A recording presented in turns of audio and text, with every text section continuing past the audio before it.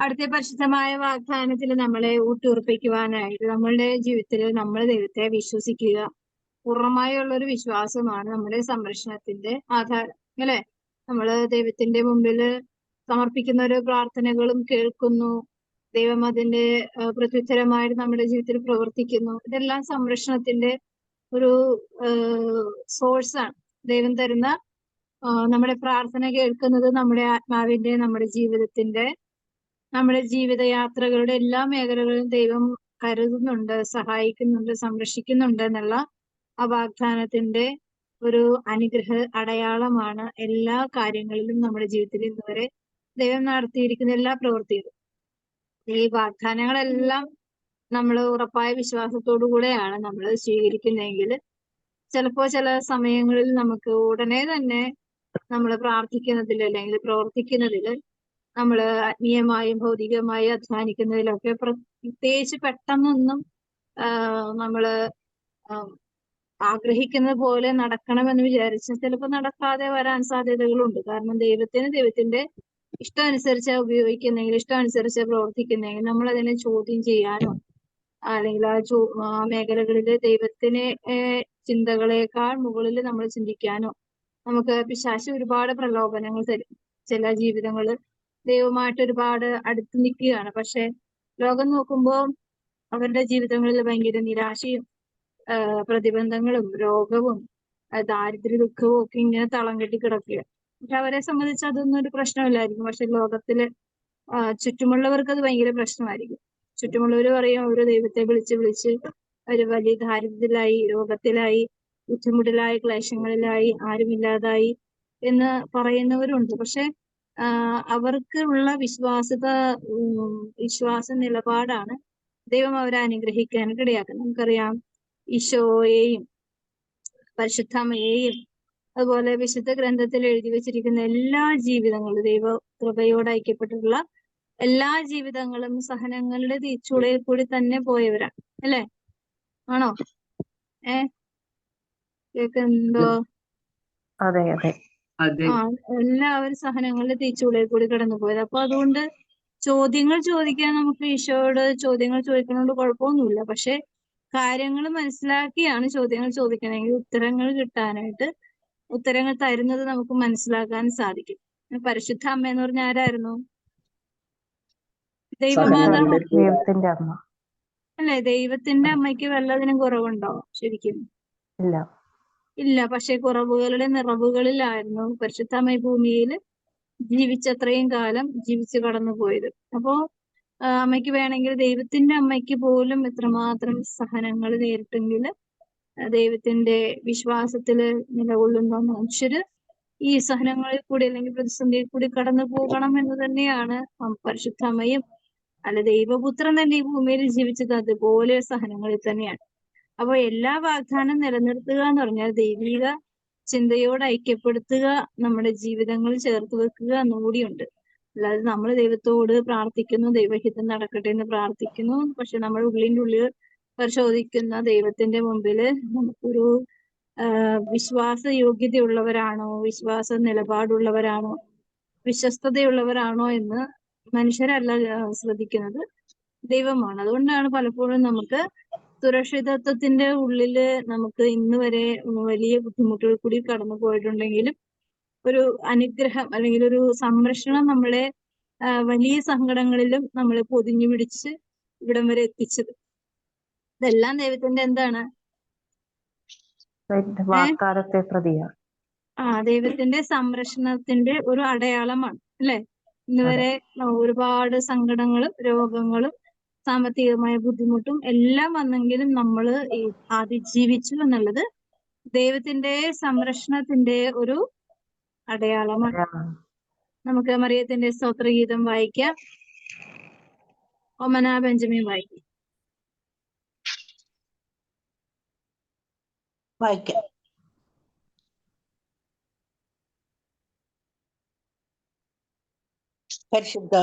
വിശുദ്ധ ലൂക്കായുടെ സുവിശേഷം 1-ാം അധ്യായം 46 മുതൽ 55 വരെയുള്ള തിരുവചനങ്ങൾ.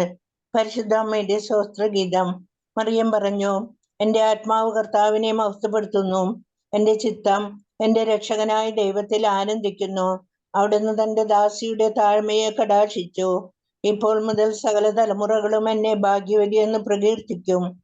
ശക്തനായവൻ എനിക്ക് വലിയ കാര്യങ്ങൾ ചെയ്തിരിക്കുന്നു. അവിടുത്തെ നാമം പരിശുദ്ധമാണ്. അവിടുത്തെ ഭക്തരുടെ മേൽ തലമുറകൾ തോറും അവിടുന്ന് കരുണ വർഷിക്കും. അവിടുന്ന് തന്റെ ഭുജം കൊണ്ട് ശക്തി പ്രകടിപ്പിച്ചു. ഹൃദയവിചാരത്തിൽ അഹങ്കരിക്കുന്നവരെ ചിതറിച്ചു. ശക്തന്മാരെ സിംഹാസനത്തിൽ നിന്ന് മറിച്ചിട്ടു. എളിയവരെ ഉയർത്തി. വിശക്കുന്നവരെ വിശിഷ്ട വിഭവങ്ങൾ കൊണ്ട് സംതൃപ്തരാക്കി. സമ്പന്നരെ വെറും കൈയോടെ പറഞ്ഞയച്ചു. തന്റെ കാരുണ്യം അനുസ്മരിച്ചുകൊണ്ട് അവിടുന്ന് തന്റെ ദാസനായ ഇസ്രായേലിനെ സഹായിച്ചു.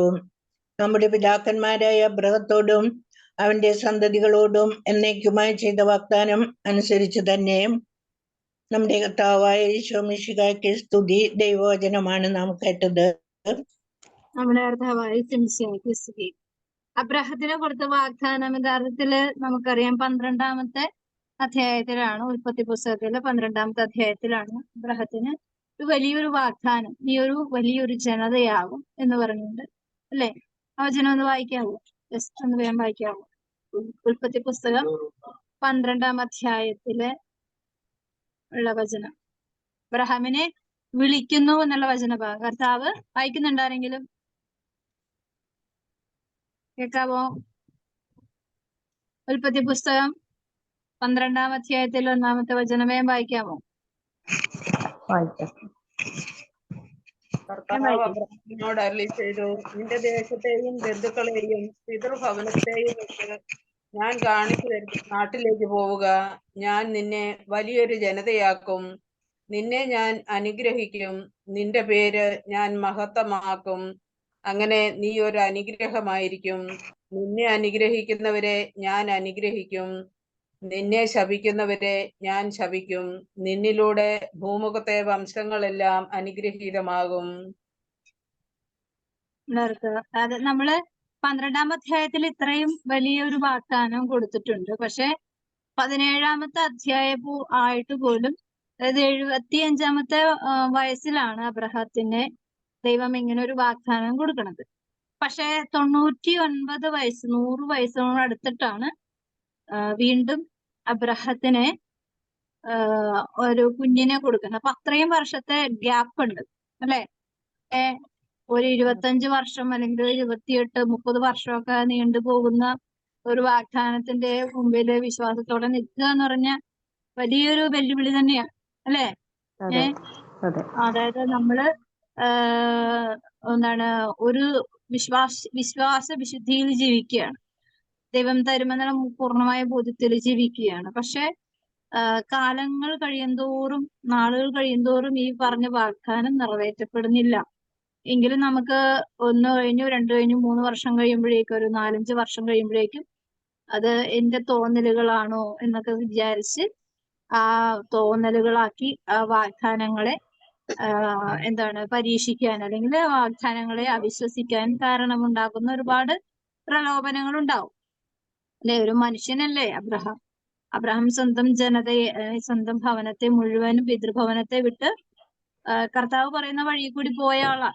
അപ്പൊ എല്ലാം ഉപേക്ഷിച്ച് പോയ ആളാ. ഒരു വീടില്ല, വീട് ഉണ്ടാക്കാൻ പറയുന്നില്ല, എല്ലായിടത്തും കൂടാരം അടിക്കാനാണ് പറയുന്നത്. അപ്പോ ദൈവം പറയുന്ന വഴികളിൽ കൂടി തന്നെ സഞ്ചരിക്കുകയും പറയുന്ന കാര്യങ്ങൾ അനുസരിക്കുകയും ഒക്കെ ചെയ്ത ഒരാൾക്ക് അത്രയും പ്രായത്തിന് ശേഷമാണ് ഒരു കുഞ്ഞിനെ ഉണ്ടാകുന്നത്. സ്വന്തമായിട്ടൊരു കുഞ്ഞില്ലാതെ വരുന്നത് 17-ാമത്തെ അധ്യായത്തിലൊക്കെ വലിയ വേദനയോടുകൂടെയൊക്കെ പറയുന്നുണ്ട്. അതായത് 5 അധ്യായം കഴിഞ്ഞിട്ടും, ഈ അധ്യായങ്ങൾ നമുക്ക് വേണമെങ്കിൽ ഒറ്റ ദിവസം കൊണ്ട് വായിച്ചു തീർക്കാം. പക്ഷെ ഇതിന്റെ ഇടയിൽ എത്ര വർഷങ്ങൾ കടന്നുപോയി എന്ന് കൂടി നമ്മൾ മനസ്സിലാക്കണം. വർഷങ്ങളുടെ ദീർഘദൂരത്തിന്റെ ഒരു കാര്യം വചനത്തിൽ കൂടി നമ്മളോട് പറയുന്നുണ്ട്. അപ്പൊ അത്രയും കാലങ്ങളുടെ ഇടയിൽ ഈ വാഗ്ദാനങ്ങൾ അങ്ങനെ ദുർബലമായി പോകാതെ ദൈവത്തിന്റെ കൃപയാല് നമുക്കറിയാം, ഇന്നൊരു വാഗ്ദാനം എന്നെ ദൈവം സഹായിക്കുകയാണ്, അല്ലെങ്കിൽ ദൈവം എനിക്ക് തരികയാണ്. പക്ഷെ പിന്നീട് അടുത്ത് വരുന്ന പ്രശ്നങ്ങൾ എന്ന് പറഞ്ഞാൽ എന്താണ്? പരീക്ഷണങ്ങളായിരിക്കും. വാഗ്ദാനങ്ങൾ നിറവേറ്റപ്പെടാനായിട്ട് യോഗ്യതയുള്ളതാണോ ജീവിതം എന്നുള്ള ഒരു പരീക്ഷണങ്ങളിൽ കൂടിയാണ് പിന്നീടുള്ള യാത്ര മുഴുവനും. അതുപോലെ മോശയെ വിളിച്ചു. മോശയ്ക്ക് ദൈവം ആഗ്രഹിച്ചത് മോശ വഴി ആ ജനം 4 വർഷം കൊണ്ട് കനാൻ ദേശത്ത് എത്തുമെന്നുള്ള ഒരു ചിന്തയോടുകൂടെയാണ് മോശ തന്റെ ജനത്തിന്റെ ലീഡറായിട്ട് ദൈവം നിയമിക്കുകയും കൊണ്ടുപോവുകയും ചെയ്യുന്നത്. പക്ഷെ 4 വർഷമല്ല, 40 സംവത്സരം, 40 വർഷത്തിന് ശേഷം ആണ് അതായത് 4 വർഷത്തേക്കാൾ എത്രയോ നീണ്ട കാലമാണ് 40 വർഷം, അല്ലെ? അത്രയും വർഷം ആ വാഗ്ദാനം സ്വീകരിക്കുവാനായിട്ട് അല്ലെങ്കിൽ അനുഭവിക്കാനായിട്ട് കർത്താവ് ആ ജീവിതങ്ങളെ നീണ്ട ഒരു കാലാവസ്ഥയിൽ കൂടി, കാലഘട്ടത്തിൽ കൂടി, അല്ലെങ്കിൽ ദീർഘമായ സങ്കടങ്ങളിൽ കൂടി, വേദനയിൽ കൂടി. പക്ഷെ അവർക്ക് ഈ വചനം തന്നെ പറയുന്നത് അവരുടെ ചെരുപ്പ് തേഞ്ഞിട്ടില്ല, അവർക്ക് ഭക്ഷണം കുറഞ്ഞു പോകുന്നില്ല, അവരുടെ ജീവിതത്തില് അനുഗ്രഹങ്ങൾക്കൊന്നും കുറവില്ല. പക്ഷെ അവരുടെ മനോചിന്ത ദൈവത്തിൽ നിന്നും കുറെ ദൂരെ ആയതുകൊണ്ടും ദൈവിക ചിന്തയോട് അവര് അധികം കോപ്പറേറ്റ് ചെയ്യാത്തത് കൊണ്ടൊക്കെ ഉണ്ടായിട്ടുള്ള കാലദൈർഘ്യമാണ് അവിടെ ഉണ്ടായിട്ടുള്ളത്, അല്ലെ? അപ്പോ ഇവിടെ പരിശുദ്ധ മറിയം പറയണത് എന്താണ്? ഈ ദൈവത്തിന്റെ വാഗ്ദാനം സ്വീകരിക്കുക എന്ന് പറഞ്ഞാല് എല്ലാവർക്കും ഭയങ്കര ഈസി ആയിട്ടുള്ള ഒരു ചിന്തയാണ്. ദൈവവചനം നമ്മുടെ ജീവിതത്തിൽ ഫലദായകമാക്കുക എന്നുള്ളത് വളരെ എളുപ്പമുള്ള കാര്യമല്ല. അത് ക്ഷമയോടെ പരീക്ഷണങ്ങളെ അതിജീവിക്കണം, ക്ഷമയോടെ കാത്തിരിക്കണം, ക്ഷമയോടെ വിശ്വാസത്തോടുകൂടെ നമ്മളുടെ ആത്മീയ നിയന്ത്രണങ്ങളെ, ജീവിത വിശുദ്ധിയെ, വിശ്വാസ തലങ്ങളെ, വിശ്വസ്തതകളെ എല്ലാം കർത്താവ് എന്ത് ചെയ്യും? അളന്ന് പരീക്ഷണങ്ങളിൽ കൂടെ അളന്ന് നോക്കിക്കൊണ്ടതിന് ശേഷമാണ് കറക്റ്റ് സമയവുമ്പോഴാണ് ആ കാര്യം നിറവേറ്റപ്പെടുന്നത്. അപ്പൊ അങ്ങനെ 10-25 വർഷത്തിന് ശേഷം ഈ ഏകദേശം 40 വർഷത്തിന് ശേഷം എന്നാണ് പറയുന്നത്. എങ്കിലും കറക്റ്റ് കണക്ക് എനിക്ക് അറിയൂല. എങ്കിലും നമുക്കറിയാം 100 വയസ്സോട് അടുത്തതിന് ശേഷമാണ് അബ്രഹത്തിന് സ്വന്തമായിട്ടൊരു കുഞ്ഞിനെ ലഭിക്കുന്നത്. അപ്പോൾ എന്തായാലും അത്രയും വർഷം നീണ്ട കാലാവസ്ഥ, നീണ്ട ജീവിതം, നീണ്ട വിശ്വാസ പരീക്ഷണങ്ങളൊക്കെ ഉണ്ടാകുന്നുണ്ട്. ഇവിടെ എല്ലാം ഈ കാലാവധി നീണ്ടു പോകുന്നതിനൊരു പ്രത്യേക ഒരു കാരണം കൂടിയുണ്ട്. വിശ്വാസ ദുർബലതകള് എല്ലാ മേഖലകളിലും സംഭവിക്കുന്നുണ്ട്, അല്ലെ? നമ്മുടെ സൂസന്നയുടെ ജീവിതത്തിൽ, അതുപോലെ അന്നയുടെ ജീവിതത്തിൽ അടുത്ത പ്രാവശ്യം വരുമ്പോ, അതായത് അവിടെ പുരോഹിതനായ ഏലി പുരോഹിതൻ ആശീർവദിച്ച്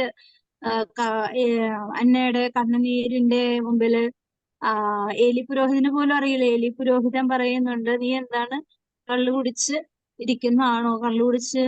വന്നിരിക്കുകയെന്നാണോ എന്നൊക്കെ പറഞ്ഞിട്ടാണ് കളിയാക്കുകയും ഒക്കെ ചെയ്യുന്നത്. പക്ഷെ അവളുടെ കണ്ണുനീരിന്റെ വിലയും നിലവിളിയും ഒക്കെ കർത്താവിന് അറിഞ്ഞതുകൊണ്ട് അടുത്ത വർഷം തന്നെ അവൾക്കൊരു കുഞ്ഞിനെ കൊടുക്കുകയാണ്. അപ്പോ വർഷദൈർഘ്യങ്ങള് വരുത്തുക എന്നുള്ളത് നമ്മുടെയും കൂടി ജീവിത ഉത്തരവാദിത്വമുണ്ട്, അല്ലെ? ജീവിതത്തിന്റെ ഉത്തരവാദിത്വത്തിന്റെ മേല് വിശുദ്ധി നഷ്ടപ്പെടുമ്പോ, വിശ്വാസം നഷ്ടപ്പെടുമ്പോ, കൃപ നഷ്ടപ്പെടുമ്പോ അതനുസരിച്ച് എന്തുണ്ടാവും? കാലതാമസം നേരിടും, അല്ലെ? കാലതാമസം, അതായത് നമ്മൾ ഇന്ന് പ്രാർത്ഥിക്കുമ്പോ ഇന്ന് നമുക്ക് നല്ല വിശ്വാസമുണ്ട്. പക്ഷെ നമുക്കത് പൂർണ്ണമായൊരു ദൈവിക അനുഗ്രഹത്തിലേക്ക് പ്രവേശിക്കുക എന്ന് പറഞ്ഞാല് അത് നമ്മൾ നല്ലതായിട്ട് അധ്വാനിക്കണം, അല്ലാതെ നമുക്ക് കിട്ടില്ല. ഇപ്പൊ നമ്മളിപ്പോ വിശുദ്ധിയിൽ ജീവിക്കുകയാണ്. പക്ഷെ കുറച്ച് കഴിയുമ്പോൾ നമ്മൾക്ക് മിക്കവരിലും ഞാൻ കണ്ടിരിക്കുന്ന ഒരു കാര്യമാണ്, ഒരുപാട് വിഷമങ്ങളുടെ നടുവിൽ പള്ളിയിൽ നിന്ന് മാറൂല, എപ്പോഴും പ്രാർത്ഥന. കാര്യം അവരുടെ കാര്യങ്ങളിൽ ദൈവം ഇടപെടാൻ വേണ്ടി ഇടപെട്ട് കഴിഞ്ഞാൽ പിന്നെ പള്ളിയിൽ വരുന്നത് തന്നെ ഒരു പകുതി സമയം കഴിയുമ്പോൾ, അല്ലെങ്കിൽ ഇഷ്ടാനുസരിച്ചൊക്കെയാണ്. കാരണം നമുക്ക് ജീവിച്ചിരിക്കുമ്പോൾ നമുക്ക് എല്ലാത്തിനും സ്വാതന്ത്ര്യമുണ്ട്, അല്ലെ?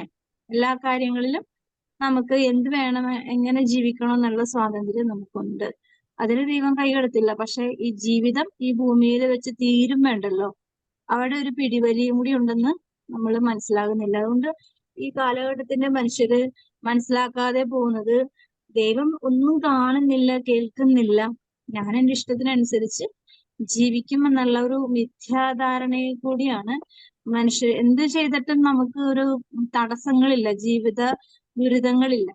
ഇന്നലെ ഞാനൊരു വീഡിയോ കണ്ടായിരുന്നു. അതില് ഒരു 5-6 പെൺപിള്ളേര് നല്ല ഭയങ്കര ബ്രില്യന്റ് ആയിട്ട് ഡാൻസ് കളിക്കുന്നു. ഒരുപോലെ തന്നെ. അത് എന്താണ്, തെരുവില് ജീവിച്ച മക്കളാ, ചെറിയ കുട്ടികളാ, തെരുവില് ജീവിച്ച കുട്ടികള്. ആ തെരുവില് ജീവിച്ച കുട്ടികള് അവർ ഒരുമിച്ച് അധ്വാനിച്ച് ഒരു വലിയ ഒരു പ്ലാറ്റ്ഫോമില് വലിയൊരു എന്താണ് ഡാൻസേഴ്സിന്റെ വലിയ ഒരു സ്റ്റേജ് ഷോയില് സെലിബ്രിറ്റീസുകളുടെ ഇടയിൽ അവർക്കൊരു അവസരം ദൈവം എങ്ങനെയോ കൊടുത്തു. അപ്പൊ അവര് കളിക്കണ കളി കണ്ടെങ്കിൽ നമ്മളുടെ കണ്ണ് തള്ളിപ്പോ. അതുപോലെ ഭയങ്കര അവര് ആരുടെയും കീഴിലൊന്നുമല്ല. അപ്പൊ അവരോട് ജഡ്ജസ് ചോദിക്കുന്നുണ്ട്, നിങ്ങളുടെ ഗ്രൂപ്പിന്റെ പേരെന്താണെന്ന്. അപ്പൊ അവര് പറയും, അങ്ങനെ ഗ്രൂപ്പിന് പേരൊന്നുമില്ല, അവരങ്ങനെ വെറുതെ കളിക്കുക, വെറുതെ പ്രാക്ടീസ് ചെയ്ത്. അപ്പൊ അവരെങ്ങനെയാണത് പ്രാക്ടീസ് ചെയ്യുന്നത്? അപ്പൊ അവര് ഫോണില് കേട്ട്, ഫോണിന്റെ സ്പീക്കറിൽ കൂടി കേട്ട്, അങ്ങനെ വളരെ തുച്ഛമായ അവസ്ഥയിൽ അവർ പഠിച്ചു. പക്ഷെ അത് ഡാൻസ് കണ്ടു കഴിഞ്ഞാൽ ഭയങ്കര ഡാൻസ് എന്ന് വെച്ചാല് സെക്കൻഡുകൾ കൊണ്ടാണ് അവരുടെ ഓരോ സ്റ്റെപ്പുകളുടെ മാറ്റങ്ങളൊക്കെ. ഭയങ്കര ബ്രില്യന്റ് ആയിട്ടുള്ള ഡാൻസേഴ്സ്, നല്ല ഭംഗിയായിട്ട് അവർ കളിക്കുന്നുണ്ട്. എല്ലാവരും കരച്ചിലായി. അപ്പൊ അവരുടെ ലൈഫ്, അവർക്ക് ഏറ്റവും ഇഷ്ടപ്പെട്ട ഫുഡ് ഏതാന്നൊക്കെ ചോദിക്കുന്നുണ്ട്. അപ്പൊ ചോദിക്കുമ്പോ ഒരു കൊച്ചു പറയും ജിലേബി ആണെന്ന് പറയും, ഒരാള് വേറെ ഒരു ഫുഡിന്റെ കാര്യം. അപ്പൊ അവർക്കൊന്നത് കിട്ടാൻ യാതൊരു സാധ്യതയില്ല. മാത്രമല്ല അവർക്ക് അവരുടെ ലൈഫ് എന്ന് പറഞ്ഞാൽ, അവരുടെ ഭക്ഷണം ഉണ്ടാക്കുന്ന രീതി എന്ന് പറഞ്ഞാൽ, ഈ അരിയൊക്കെ എടുത്തുകൊണ്ട് പോകുന്ന സ്ഥലങ്ങളില് താഴ്ത്തി വീഴുമല്ലോ, താഴ്ത്തി വീഴുന്ന ആ അരി റോട്ടീന്ന് തൂത്തുവാരി എടുത്തിട്ട്, ആ തൂത്തുവാരി എടുക്കുന്ന അരി വെടിപ്പാക്കി പേറ്റി ക്ലിയർ ചെയ്ത് കല്ലും കട്ടയൊക്കെ കളഞ്ഞ് ക്ലിയർ ആക്കി, അതാണ് അവര് കഞ്ഞി വെച്ച് കുടിക്കുന്നത്. അത്രയും ദയനീയ അവസ്ഥയിലാണ്. കറിയൊന്നുമില്ല, ഒരു മുളകും ഒരു ഇച്ചിരി ഉപ്പും, അതാണ് അവരുടെ കറി. അപ്പൊ ശരിക്കും ആ വീഡിയോ കണ്ടപ്പോ ഭയങ്കര കണ്ണുനീരിങ്ങനെ ഒഴുകിക്കൊണ്ടിരിക്കുന്നത്. അപ്പൊ നമ്മളുടെയൊക്കെ മക്കള് എല്ലാം കൊടുത്തിട്ടും എന്ത് ജീവിതമാണ് അവർ ജീവിക്കണേന്ന് ഓർത്തു പോകും. അപ്പോ ഈ വാഗ്ദാനങ്ങളെല്ലാം നമുക്ക് നിറവേറ്റപ്പെടണമെങ്കിൽ ഈ എന്താണ്, ഈ ദീർഘമായ ദൂര പാപാവസ്ഥകൾ, അതായത് ഇന്ന് നമ്മള് കഴിഞ്ഞ തലമുറകളിൽ അനുഭവിച്ചത്, അല്ലെങ്കിൽ ഇപ്പം നമുക്കറിയാം നോർത്തില്, അതുപോലെ ബോംബെയില്, ഡൽഹിയിലൊക്കെ ജീവിക്കുന്ന ആൾക്കാർ, തെരുവുകളിൽ ജീവിക്കുന്ന ആൾക്കാരൊക്കെ ശരിക്കും പറഞ്ഞാൽ ആർക്കുണ്ടായതാണ്, എങ്ങനെ ഉണ്ടായതാണെന്ന് ഈ മക്കൾക്ക് പോലും അറിഞ്ഞുകൂടാ. പിന്നെ അങ്ങനത്തെ ഒരു ഭിക്ഷ എടുത്ത് ജീവിക്കുന്ന ആൾക്കാരൊക്കെ ഇതെല്ലാം അവസ്ഥയിലാണ് ഈ കുഞ്ഞുങ്ങൾ ഉണ്ടായെന്ന് പോലും കുഞ്ഞുങ്ങൾക്ക് പോലും വ്യക്തതയില്ല. വളരെ വേദനയോടുകൂടിയാണ് പിള്ളേര് സംസാരിക്കുന്നത്. അപ്പോ ഈ ദൈവാനുഗ്രഹം നഷ്ടപ്പെട്ടു പോകുന്ന ഒരുപാട് മേഖലകളുണ്ട്. ചിലപ്പോ കുഞ്ഞുങ്ങൾക്കറിയില്ല, അവരുടെ പൂർവികരിൽ കൂടി അല്ലെങ്കിൽ അവരുടെ ജീവിത രീതിയിൽ കൂടി പിശാച് ഇങ്ങനെ പിടിച്ചു വെച്ചിരിക്കുന്ന ജീവിതങ്ങൾ. അപ്പോ ദൈവിക അനുഗ്രഹം കിട്ടണമെങ്കിൽ അവരുടെ നിഷ്കളങ്കമായ ജീവിതം ദൈവം ഒരു സമയത്ത് ഉയർത്തും. അപ്പൊ അവർക്ക് എല്ലാവർക്കും വീടില്ല, അവ വീടൊക്കെ റെഡിയാക്കി കൊടുക്കാന്ന് അവർ ഓഫർ ചെയ്യുന്നുണ്ട്. അപ്പൊ ഇപ്പം ദൈവമാണ് അവരെ സഹായിക്കുന്നത്. അവരുടെ കണ്ണുനീര്, അവരുടെ അധ്വാനവും അവരുടെ എന്താണ് കഴിവുറ്റ ജീവിത വഴികളെല്ലാം കർത്താവ് കരുതി വെക്കുന്നുണ്ട് അവർക്ക് അങ്ങോട്ട് എത്താനായിട്ട്. അതായത് അവർക്കൊരു മര്യാദക്കുള്ള ഡ്രസ്സ് പോലും ഇല്ല. എല്ലാവരും വേറെ ഡാൻസേഴ്സ് എന്ന് പറഞ്ഞാൽ നല്ല സെറ്റപ്പായിട്ടൊക്കെ വരണത്. നിങ്ങൾ സാധാരണ ഒരു ബനിയാനും സാധാരണ കാഷ്വൽ ആയിട്ടുള്ള ഡ്രസ്സുകൾ പലതും പല ടൈപ്പുകളായിട്ട് തോന്നുന്നു. പക്ഷെ ഡാൻസ് കണ്ടപ്പോ കണ്ണുകളിൽ ഇപ്പൊ അതുപോലത്തെ ഡാൻസ്. അപ്പൊ ദൈവത്തിന്റെ ആ ഒരു അനുഗ്രഹം ആ കുഞ്ഞുങ്ങളിലേക്ക് ഇങ്ങനെ, നമ്മൾക്കറിയില്ല, നമ്മള് വളരെ സുഖിച്ച് ജീവിക്കുന്ന ഒരവസ്ഥയാണ്. പക്ഷെ ഈ ദാരിദ്ര്യത്തിന്റെയും ദുരിതങ്ങളുടെയും രോഗങ്ങളുടെ ഇടയില് കഷ്ടപ്പാട് അറിഞ്ഞ് ജീവിക്കുന്ന ഒരുപാട് മക്കളുണ്ട്. അവരുടെയൊക്കെ ജീവിതം, അവരും മനുഷ്യരാണ്, അവരും ജീവിതമുള്ളവരാണ്, അവർക്കും വലിയ വലിയ ആഗ്രഹങ്ങളും ചിന്തകളൊക്കെ ഉള്ളവരാണ്. പക്ഷെ നമ്മളെക്കാൾ കൂടുതൽ ദൈവം അവരെ അനുഗ്രഹിക്കും. കാരണം അവർക്കൊന്നും അറിവില്ലാണ്ടാണ് അവരെ ദൈവം നിർത്തിയേക്കുന്നുണ്ടെങ്കിൽ നമ്മളെല്ലാം അറിഞ്ഞുകൊണ്ടാണ് നമ്മൾ ജീവിക്കുന്നത്, അല്ലെ? നമ്മളെല്ലാം ഒരുവിധപ്പെട്ട കാര്യങ്ങളെല്ലാം നമ്മൾ അറിഞ്ഞുകൊണ്ടാണ് ജീവിക്കുന്നത് അല്ലെ. വിശ്വാസ ജീവിതങ്ങളിലും ഭൗതിക ജീവിതങ്ങളിലും എല്ലാം നമ്മൾ ഒരുവിധപ്പെട്ട അറിവുകളൊക്കെ ദൈവം നമുക്ക് തരുന്നുണ്ട്. പക്ഷെ ഈ ഒരറിവ് അനുസരിച്ചെങ്കിലും നമുക്ക് ജീവിക്കാനായിട്ട് പറ്റുന്നില്ല. മാത്രമല്ല അതിൽ നിലനിൽക്കുവാൻ, അതനുസരിക്കുവാൻ, അത് മുന്നോട്ട് കൊണ്ടുപോകാനൊക്കെ ഒരുപാട് പ്രയാസപ്പെടുന്നുണ്ട്. അപ്പോ ഈ വാഗ്ദാനങ്ങൾ എവിടെ കൂടിയാണ് ചോർന്നു പോകുന്നതെന്ന് പറഞ്ഞാല് നമ്മുടെ ജീവിത ശൈലി വഴി തന്നെയാണ് നമുക്ക് ചോർന്നു പോകുന്നത്.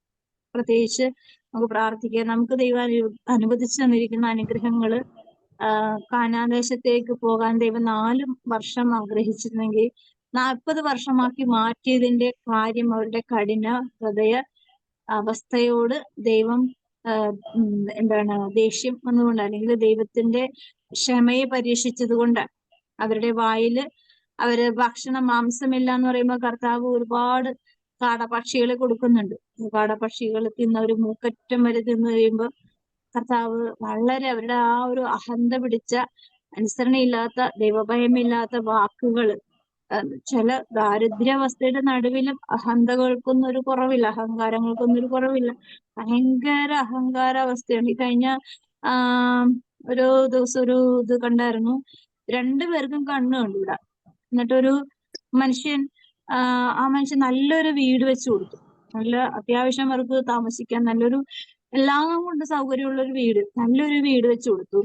വീട് വെച്ചു കൊടുത്തതിന് ശേഷം 2 പേരും കണ്ണു കാണാൻ പാടാത്തവരാണ്, പ്രായമുള്ളവരാണ്.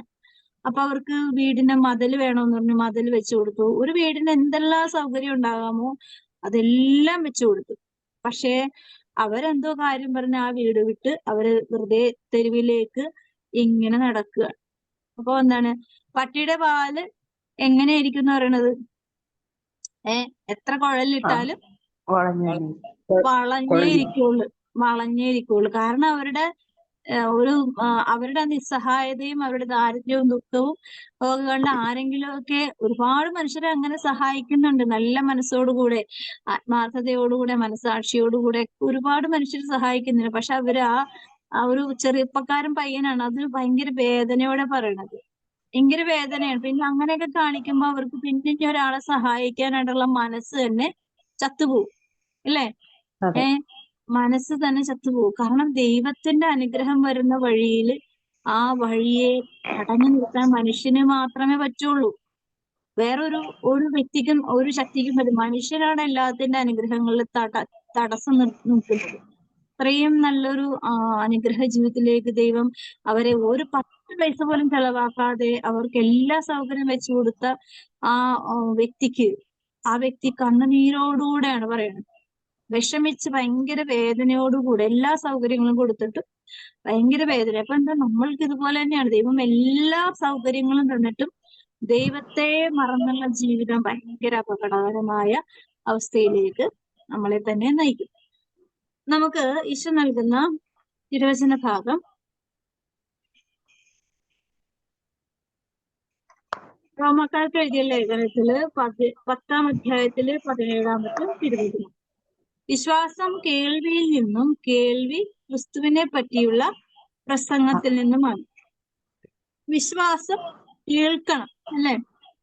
നമ്മളിപ്പോ ഇവിടെ പറയുന്ന കാര്യങ്ങള്, ജീവിതാനുഭവങ്ങളെല്ലാം നമ്മള് കേൾക്കുകയാണ് അല്ലെ? അപ്പൊ നമ്മൾ കേൾക്കുമ്പോ നമുക്ക് എന്തുണ്ടാവും? അറിവുണ്ടാവും. അതായത് നമുക്ക് വലിയൊരു അനുഗ്രഹ ജീവിതം തന്നു, പക്ഷെ നമ്മൾ വേണ്ട വിധത്തിൽ റെസ്പോണ്ട് ചെയ്യുന്നില്ല. അപ്പൊ നമുക്ക് നമ്മുടെ ഭാഗത്തുള്ള കുറവുകളും തെറ്റുകളും എല്ലാ പോരായ്മകളും നമ്മള് ഹൃദയപൂർവ്വം മനസ്സിലാക്കാനായിട്ട് ദൈവം അവസരം തരുന്നുണ്ട് അല്ലേ? മനസ്സിലാവുന്നുണ്ടോ? ഞാൻ പറയുന്ന കാര്യങ്ങൾ മനസ്സിലാവുന്നുണ്ടോ? അതായത് നമ്മൾക്ക് ഒരു സാക്ഷ്യം കേൾക്കുമ്പോഴോ അല്ലെങ്കിൽ ഒരു ജീവിതാനുഭവങ്ങൾ പലരുടെയും, ഇപ്പൊ ആകാശദൂത് എന്ന് പറഞ്ഞ സിനിമ, ആ സിനിമ കണ്ടിട്ട് കണ്ണുനീരൊഴുക്കാതെ ഒരു വ്യക്തിക്കും ആ സിനിമ കാണാനായിട്ട് പറ്റില്ല ഇല്ല. പണ്ടത്തെ ഒരു സിനിമയില്ല ആകാശദൂത് എന്ന് പറഞ്ഞ, മുരളി മാധവിയോ, ആ സിനിമ 5 മക്കളുണ്ടായിട്ട് അവർ ഓരോരുത്തരെയും അഡോപ്റ്റ് ചെയ്ത് അവരൊരു ക്യാൻസർ രോഗിയായിരുന്നു. അങ്ങനെ ഭയങ്കര വേദനയാണ് അത്. ഓരോ സമയങ്ങളിലും ആ പിള്ളേരുടെ ഓരോ വാക്കുകളും ഭയങ്കരമായിട്ട് നമുക്കത് ഹൃദയത്തിൽ തട്ടും. അപ്പൊ എന്റെ മൂത്ത മോൻ ആ സിനിമ ഒരുപാട് പഴയതാണ്. അപ്പൊ അവന് ഇന്നാള് ഈ അടുത്ത ദിവസങ്ങളിൽ യൂട്യൂബിൽ കൂടി കണ്ടു. അപ്പൊ അവൻ എന്നോട് ചോദിച്ചു, ഈ ആകാശദൂത് അമ്മ കണ്ടിട്ട് അമ്മ കരഞ്ഞോന്ന് ചോദിച്ചു. അപ്പൊ ഞാൻ പറഞ്ഞു, ഞാൻ എപ്പോ കണ്ടാലും കരയുന്നത്. അതുകൊണ്ട് ഞാനിപ്പോ കാണാറില്ല. കാരണം പണ്ട് ഭയങ്കരമായിട്ട് വൈറലായ ഒരു സിനിമയാണ്. അപ്പൊ അവൻ പറഞ്ഞു, ഞാൻ എത്ര പിടിച്ചു നിർത്തിയിട്ടും എനിക്ക് അറിയാതിരിക്കാൻ പറ്റില്ല, കരഞ്ഞു കരഞ്ഞ് ഞാൻ അവശതയിൽ പോയി എന്ന് അവൻ പറഞ്ഞു. അപ്പൊ ഞാൻ അതൊക്കെയാണ് ജീവിതം. ഓരോ മനുഷ്യരും ജീവിക്കുന്ന ജീവിതങ്ങള് നമ്മളൊരു സിനിമയാക്കി 2.5 മണിക്കൂർ കാണുമ്പോൾ നമ്മൾ കണ്ണുനീരൊഴുക്കുന്നുണ്ട്. നമ്മുടെ സ്വന്തം ജീവിതത്തിലേക്ക് തിരിഞ്ഞു നോക്കുമ്പോൾ ആ കണ്ണുനീരൊഴുകാതിരിക്കാൻ വേണ്ടി കിട്ടുന്ന കുറെ അനുഗ്രഹങ്ങളുണ്ട്, അല്ലെ? കുറെ സംരക്ഷണങ്ങളുണ്ട്, കുറെ കരുതലുണ്ട്, സ്നേഹമുണ്ട്, കുറെ കരുണയുടെ കരങ്ങളെ നമ്മൾ എത്ര നിസ്സാരമായാണ് തള്ളിപ്പറയണത്, അല്ലെ? നമ്മുടെ മക്കൾ, നമ്മുടെ കുടുംബ ജീവിതങ്ങള്, നമ്മുടെ ജീവിത മേഖലകളെല്ലാം നമ്മൾ തന്നെ ഉപയോഗിക്കുന്നത് ഏതെല്ലാം തരത്തിലാണെന്ന് ചിന്തിച്ച് നമ്മൾ ഈ കള്ളക്കണ്ണീരിന് ഉത്തരം കൊടുക്കേണ്ടി വരും, അല്ലെ? മറ്റുള്ളവരുടെ ഒരു അഭിനയം കൊണ്ട് നമ്മൾ കണ്ണുനീരൊഴുക്കും, അല്ലെങ്കിൽ മറ്റുള്ളവരുടെ ജീവിതം കണ്ട് നമ്മൾ കണ്ണുനീരൊഴുക്കും. പക്ഷെ സ്വന്തം ജീവിതത്തിൽ നടക്കുന്ന കാര്യങ്ങളെ കുറിച്ച് നമുക്ക് വ്യക്തമായൊരു ബോധ്യമില്ല എന്നുണ്ടെങ്കിൽ ആ കണ്ണൻ നമുക്കൊരു ഹൃദയം ഉണ്ടെന്ന് ഉള്ള ഒരു അടയാളമാണ് ആ കണ്ണുനീര്. പക്ഷെ ആ കണ്ണുനീരിന് തക്ക ഒരു വിലയുള്ള ജീവിതത്തിലേക്ക് നമ്മൾ ക്ഷണിക്കുകയാണ്. ഈ ഒരു സിനിമയായാലും ഒരു സാക്ഷ്യമായാലും ഒരു ജീവിത കഥയായാലും എന്തായാലും, അല്ലെ? അല്ലെ? എല്ലാത്തിനെയും നിന്റെ ജീവിതത്തിലേക്ക് തിരിഞ്ഞു നോക്കി നീ എത്രമാത്രം അനുഗ്രഹീതയാണ്, അനുഗ്രഹിക്കപ്പെട്ടവനാണ്, അനുഗ്രഹിക്കപ്പെട്ടവളാണെന്ന് തിരിച്ചറിയാൻ വേണ്ടി കൂടിയാണ് എന്ത് ചെയ്യുന്നത്? ഇങ്ങനെയുള്ള കാര്യങ്ങള് നമ്മുടെ ജീവിതത്തിൽ കൂടി കാണാനും കേൾക്കാനും മനസ്സിലാക്കാനും ദൈവം അവസരം തരുന്നു. അപ്പൊ എന്താണ് ഇത്? നമ്മളെ സ്നേഹിക്കുന്ന ദൈവത്തെ വിശ്വസിക്കുവാനും സ്നേഹിക്കാൻ കിട്ടുന്ന ഒരു അവസരമാണ്. അപ്പൊ നമ്മൾ അങ്ങനെ ഒരു ജീവിതം ദൈവം നമുക്ക് തന്നില്ലല്ലോ. ദൈവം നമ്മളെ എത്രമാത്രം പ്രൊട്ടക്ട് ചെയ്തു, നമ്മളെ എത്രമാത്രം കരുതി, എത്ര അപകടങ്ങളിൽ നമ്മളെ സംരക്ഷിച്ചു എന്നൊക്കെ നമ്മൾ മനസ്സിലാക്കുവാൻ ദൈവം തരുന്ന കുഞ്ഞു കുഞ്ഞു അവസരങ്ങളാണ്. അപ്പൊ എന്താണ്? ക്രിസ്തുവിനെ പറ്റിയുള്ള എന്ത് വേണം? വിശ്വാസം വേണം. അത് ആരും കൂടി എങ്ങനെയൊക്കെ കേൾക്കണം. ഇപ്പൊ നമ്മള് ഒരാളായിട്ടൊരു മിങ്കിളിങ്ങും ഇല്ല, ഒരാളായിട്ടൊരു സമ്പർക്കമില്ല. ആ വ്യക്തിയുടെ ജീവിത അവസാനം ഭയങ്കര ദുരിതമായിരിക്കും. ഞാന് ഒരു വയസ്സായ ഒരമ്മൂമ്മ മരിച്ചപ്പോഴേക്കും അവര് ഭിക്ഷയൊക്കെ എടുത്തിട്ടൊക്കെയാണ് മരിച്ചത്. പക്ഷെ അവരുടെ കയ്യില് ലക്ഷക്കണക്കിന് രൂപ ഉണ്ടായിരുന്നു. പക്ഷെ അവര് ഒരാളുമായിട്ടും യാതൊരു ബന്ധവുമില്ല. ഒരു ഭിക്ഷ എടുക്കുക, വീട്ടിൽ വരിക, മര്യാദക്ക് ഒരു ഭക്ഷണം പോലും വാങ്ങിച്ചു കഴിക്കില്ല. ഈ കാശ് എടുത്ത് കൂട്ടി വെക്കുക എന്നുള്ളത് മാത്രമേ ഉള്ളൂ. അവര് ഇങ്ങനെ ഒരു ചാക്ക് കണക്കിനാണ് ഈ ഭിക്ഷ എടുത്ത കാശെല്ലാം കൂട്ടി വെച്ചത്. അവസാനം ഇവരെ കാണാതെ ആയി. സ്ഥിരമായിട്ട് കാണുന്ന ആളുകളൊക്കെ ഉണ്ടാവുമല്ലോ. അപ്പൊ ഇവരെ കാണാതായി. ഇവര് താമസിക്കുന്ന സ്ഥലം ഒന്ന് നോക്കിയപ്പോഴേക്കും ഇവര് പുഴുവരിച്ച് കിടക്കുക, പുഴുവരിച്ച്. അപ്പൊ ഇവര് കൂട്ടി വെച്ചേക്കുന്ന പണം പുഴുവരിക്കില്ലല്ലോ. ഇവരുടെ ശരീരം മാത്രമല്ലേ പുഴുവരിക്കുള്ളൂ. അവർക്ക് എന്ത് നേടാൻ പറ്റി? എന്തൊക്കെ നേടാൻ പറ്റിയോ? കേൾക്കാമോ? ഒന്നും നേടാനായിട്ട് സാധിക്കുന്നില്ല. എന്താണ് അവര് ചെയ്യുന്ന പ്രവൃത്തിക്കനുസരിച്ച് അവരുടെ ആത്മാവും അവരുടെ ജീവിതവും ജീവിത ദുരന്തങ്ങളും അവരുടെ കൂടെ ഉണ്ടാവും, അല്ലെ? അപ്പൊ ഒരു മനുഷ്യന് ദൈവത്തെക്കുറിച്ചുള്ള കേൾവി ഒരു പ്രകാശത്തിലേക്ക് നടക്കാനുള്ള ഒരു വഴിയാണ്. കർത്താവ് പറയുന്നില്ല, ഞാനാണ് വഴിയും സത്യവും ജീവനും, എന്നിലൂടെ നടക്കുന്നവൻ അന്ധകാരത്തിൽ നടക്കുകയില്ല, അല്ലെ? എന്നിൽ വിശ്വസിക്കുന്നവൻ നിത്യജീവൻ പ്രാപിക്കും, എന്നോടൊപ്പം മരിക്കുന്നവൻ മരിച്ചാലും ജീവിക്കും എന്ന് പറയുന്നതിന്റെ കാര്യം എന്താണ്? അത് ക്രിസ്തുവിനെ കുറിച്ചുള്ള, അതായത് ക്രിസ്തീയ നന്മകളെ കുറിച്ചുള്ള കേൾവി നമ്മളുടെ ജീവിതത്തിന് വലിയൊരു പ്രത്യാശയുടെ വഴിയിലേക്ക്, അല്ലെങ്കിൽ പ്രതീക്ഷയുടെ വഴിയിലേക്ക്. എത്ര കാശുള്ളവനാണെങ്കിലും സമ്പത്തുള്ളവനാണെങ്കിലും എത്ര വലിയ സെലിബ്രിറ്റി ആണെങ്കിലും നമ്മൾ മനസ്സിലാക്കേണ്ട കാര്യം, നമ്മളുടെ ആത്മാവിനേക്കാൾ വലിയൊരു സെലിബ്രിറ്റി ഈ ലോകത്തില്ല. ഉണ്ടോ? നമ്മളുടെ ആത്മാവിനേക്കാൾ നമ്മൾ മനസ്സിലാക്കേണ്ട ഒരു സെലിബ്രിറ്റി, നമ്മളുടെ ആത്മാവിനേക്കാൾ വലിയൊരാള് ഈ ലോകത്തില്ല. ഇന്ന് ഞാനൊരു വീഡിയോ കണ്ടു. അപ്പൊ അതില് ഒരു പയ്യൻ പറയാണ്, ഒരച്ഛനാണ്. അപ്പൊ അച്ഛനോട് ചോദിച്ചു, രണ്ടാം ലോക മഹായുദ്ധം എന്നാണ് തുടങ്ങിയത്. അപ്പൊ അച്ഛന് ഡേറ്റ് പറയുന്നുണ്ട്. പിന്നെ വേറൊരു ക്വസ്റ്റ്യനും കൂടി ചോദിച്ചു, ഏതൊരു ക്വസ്റ്റ്യനോട് ചോദിച്ചു. അപ്പൊ 2 ക്വസ്റ്റ്യനും അച്ഛൻ കറക്റ്റ് ആൻസർ പറഞ്ഞു.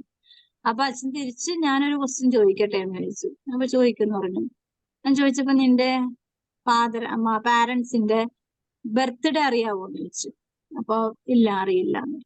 വെഡിങ് ആനിവേഴ്സറി എന്നാന്നറിയാവോ? അപ്പോഴും പറഞ്ഞു ഇല്ല, അറിയില്ല.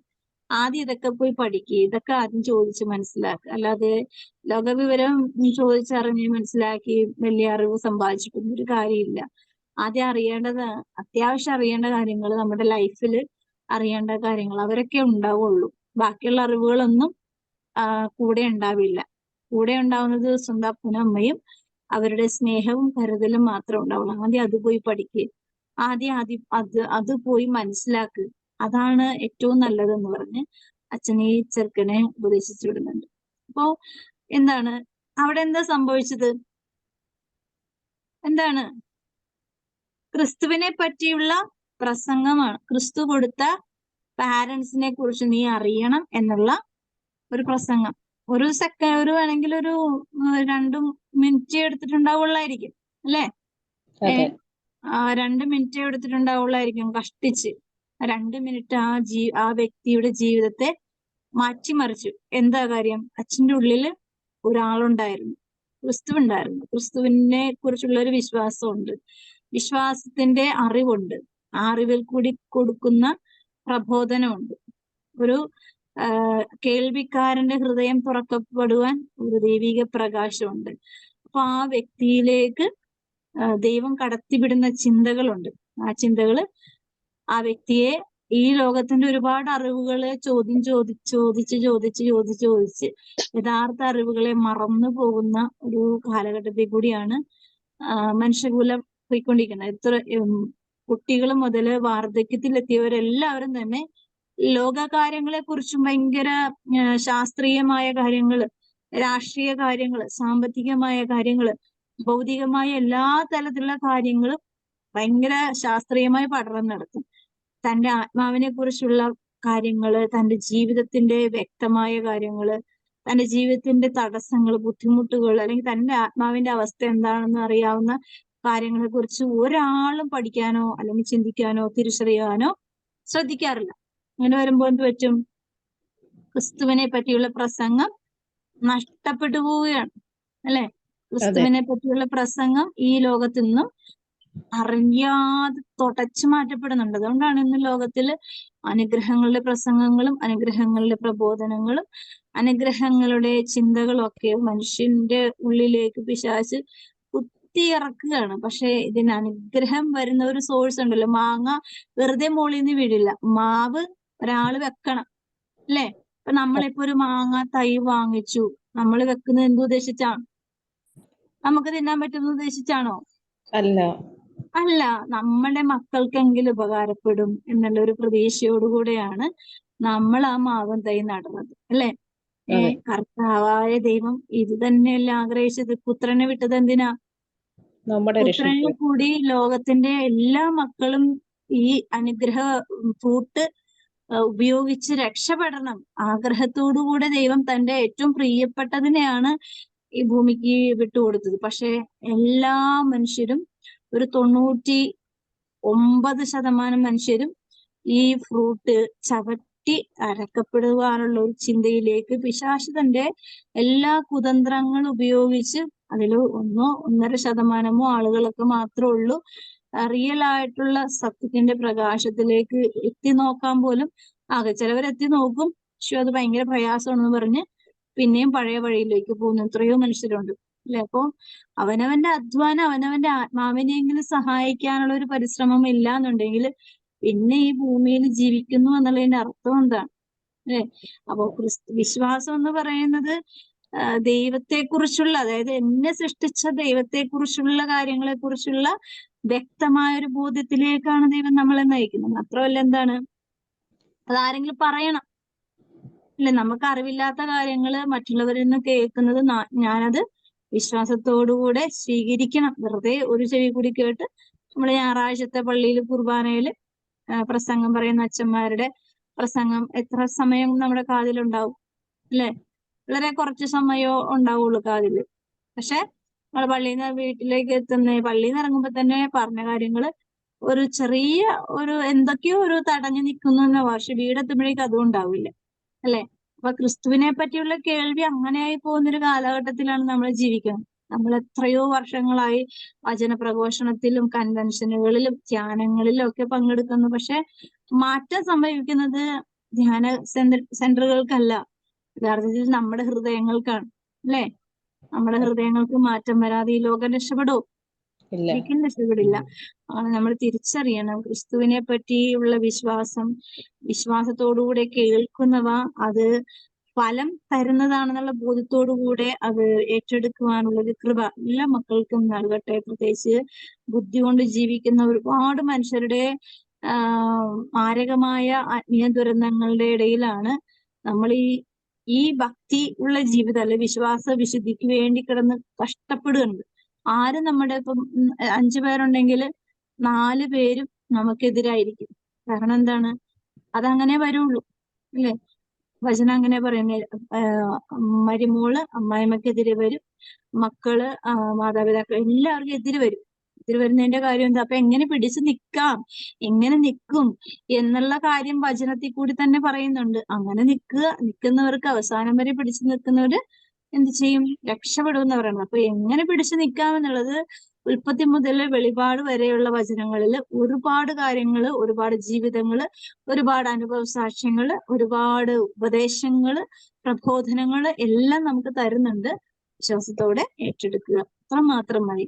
അതിനുള്ള കൃപയ്ക്ക് വേണ്ടി എല്ലാ മക്കളെയും ഈശോയെ അവിടുത്തെ കരുണയിലേക്ക് ചേർത്ത് വെക്കണമേ എന്ന് ആഗ്രഹിച്ച് കുറിച്ച് പ്രാർത്ഥിക്കാം.